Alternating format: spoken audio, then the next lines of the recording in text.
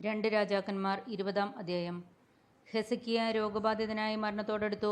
ആമോസിന്റെ പുത്രൻ യെശയ്യാ പ്രവാചകൻ അടുത്തുചെന്ന് പറഞ്ഞു, കർത്താവ് അരുളിച്ചെയ്യുന്നു, നീ വീട്ടുകാര്യങ്ങൾ ക്രമപ്പെടുത്തുക, എന്തെന്നാൽ നീ മരിക്കും, സുഖം പ്രാപിക്കുകയില്ല. ഹെസക്കിയ ചുവരിലേക്ക് മുഖം തിരിച്ച് കർത്താവിനോട് പ്രാർത്ഥിച്ചു. കർത്താവേ, ഞാൻ എത്ര വിശ്വസ്തമായും ആത്മാർത്ഥമായുമാണ് അങ്ങയുടെ മുൻപിൽ നന്മ പ്രവർത്തിച്ചതെന്ന് ഓർക്കണമേ. പിന്നെ അവൻ ദുഃഖത്തോടെ കരഞ്ഞു. കൊട്ടാരത്തിന്റെ അങ്കണം വിടുന്നതിന് മുൻപ് തന്നെ ശരിയാക്കിയ കർത്താവിന്റെ അരുളപ്പാടുണ്ടായി. നീ മടങ്ങിച്ചെന്ന് എൻ്റെ ജനത്തിൻ്റെ രാജാവായ ഹെസക്കിയായോട്, അവൻ്റെ പിതാവായ ദാവീദിൻ്റെ ദൈവമായ കർത്താവ് ഇപ്രകാരം അറിയിക്കുന്നു എന്ന് പറയുക, ഞാൻ നിൻ്റെ കണ്ണീർ കാണുകയും പ്രാർത്ഥന കേൾക്കുകയും ചെയ്തിരിക്കുന്നു. ഞാൻ നിന്നെ സുഖപ്പെടുത്തും. 3-ാം ദിവസം നീ കർത്താവിൻ്റെ ആലയത്തിലേക്ക് പോകും. ഞാൻ നിൻ്റെ ആയുസ് 15 വർഷം കൂടി നീട്ടും. അസീറിയ രാജാവിൻ്റെ കൈകളിൽ നിന്ന് നിന്നെയും ഈ നഗരത്തെയും ഞാൻ രക്ഷിക്കും. എന്നെയും എൻ്റെ ദാസനായ ദാവീദിനെയും പ്രതി ഈ നഗരത്തെ ഞാൻ സംരക്ഷിക്കും.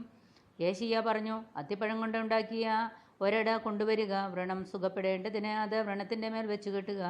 ഹെസക്കിയ യെശയ്യായോട് ചോദിച്ചു, കർത്താവ് എന്നെ സുഖപ്പെടുത്തുകയും 3-ാം ദിവസം ഞാൻ കർത്താവിൻ്റെ ആലയത്തിൽ പോവുകയും ചെയ്യുമെന്നതിന് എന്താണ് അടയാളം?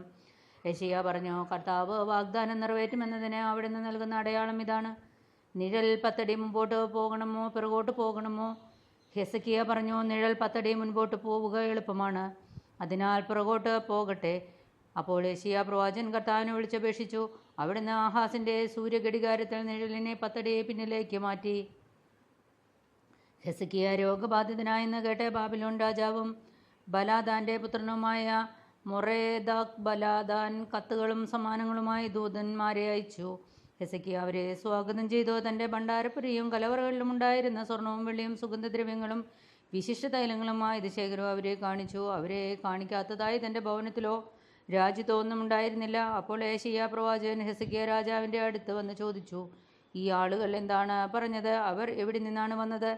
ഹെസക്കിയ പ്രതിവചിച്ചു, അവർ വിദൂരദേശമായ ബാബിലോണിൽ നിന്ന് വന്നിരിക്കുന്നു. യെശയ്യാ ചോദിച്ചു, നിന്റെ ഭവനത്തിൽ എന്തെല്ലാമാണ് അവർ കണ്ടത്? ഹെസക്കിയ മറുപടി പറഞ്ഞു, എൻ്റെ ഭവനത്തിലുള്ളതെല്ലാം അവർ കണ്ടു. അവരെ കാണിക്കാത്തതായി എൻ്റെ കലവറകളിൽ ഒന്നുമില്ല. അപ്പോൾ യെശയ്യാ ഹെസക്കിയായോട് പറഞ്ഞു, കർത്താവിൻ്റെ വാക്ക് കേൾക്കുക. നിന്റെ ഭവനത്തിലുള്ളതും നിന്റെ പിതാക്കന്മാർ ഇന്നോളം ശേഖരിച്ചതുമെല്ലാം ബാബിലോണിലേക്ക് കടത്തുന്ന ദിനങ്ങൾ ആസന്നമായിരിക്കുന്നു, ഒന്നും ശേഷിക്കുകയില്ല. കർത്താവ് അരുളിച്ചെയ്യുന്നു, നിന്റെ പുത്രന്മാരിൽ ചിലരെയും കൊണ്ടുപോകും. ബാബിലോൺ രാജാവിൻ്റെ കൊട്ടാരത്തിൽ അവർ അന്തപുര സേവകന്മാരായിരിക്കും.